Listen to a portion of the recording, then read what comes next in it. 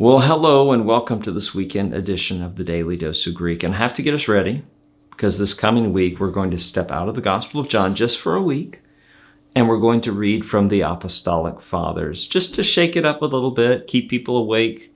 Maybe we'll draw on some new people who would like to read through the Apostolic Fathers and they'll stay with us for John.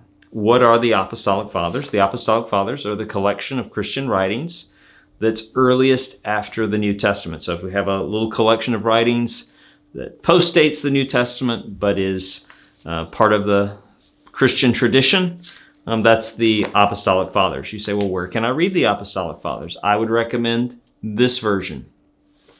This is edited by Michael Holmes. It's now in its third edition. It's entitled The Apostolic Fathers, Greek Text and English Translations. Very nice because it has the Greek text on one side and then it has the English text on the other. So you can wrestle with it as much as you want. If you don't want any help with the English, just cover it up. If you don't know Greek at all and you just want to read what these writings are, then you can just read the English. There's also a very helpful introduction to each book, giving some background of what we know of the date of the manuscript and the organization of the book and issues like that.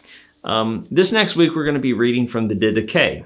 The Didache, fuller title, The Teaching of the Lord to the Gentiles by the 12 Apostles, right? The teaching, the Didache. And this was clearly an early church instruction manual. So it's been dated from as early as AD 50 to as late as the 3rd century. I believe Holmes suggests that late 1st century is probably most likely. So we're thinking about maybe around 100 or something like that. Late 90s, it could have been early 2nd century. I mean, we don't know for sure, but it gives instructions like, here's how you do baptism. Here's how you celebrate the Lord's Supper. Here's what you do about traveling missionaries who come. How long can they stay? What can you give them? How do you know if they're fake or not? It's really a fascinating little book. And the Greek in it is not too hard. You're going to discover as we translate just for this next week, it's quite simple. What is also fascinating, I'm just looking here at the introduction in Holmes' edition of this book, it was, even though the work was, some existence of it was known from references, an actual extant copy of it was not discovered until 1873. It was discovered at a monastery, I believe. It doesn't give all the details here, but it was discovered in a monastery in Constantinople, which is now Istanbul, which is amazing and just fascinating. Also in here, it gives some information about the text and critical discussions and a bibliography. Delightful little book. If you do not have a copy of the Apostolic Fathers, this is definitely one. If you're going to buy one, that's the one I would recommend. It's essentially, it's not the Loeb edition, Loeb Classical Library, Harvard University Press. But I would say essentially this functions like a respected critical edition of the Apostolic Fathers.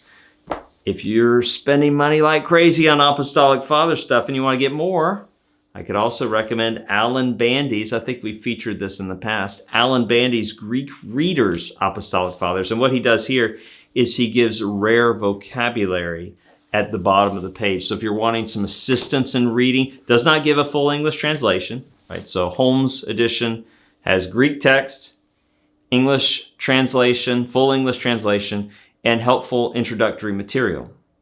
This text here is really just the Greek text with helpful notes at the bottom, right? Just the most abbreviated introduction, just a page or half a page. So much lighter on introduction, but then the full Greek text and then lots of notes to help you with rare vocabulary or difficult forms. So that's by Alan Bandy, B-A-N-D-Y, Alan Bandy. It's published by Cascade Books, which is an imprint of Whitfenstock.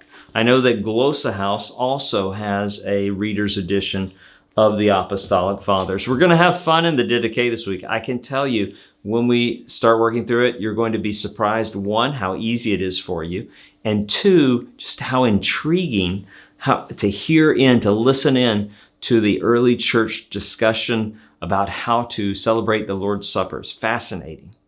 Looking forward to it.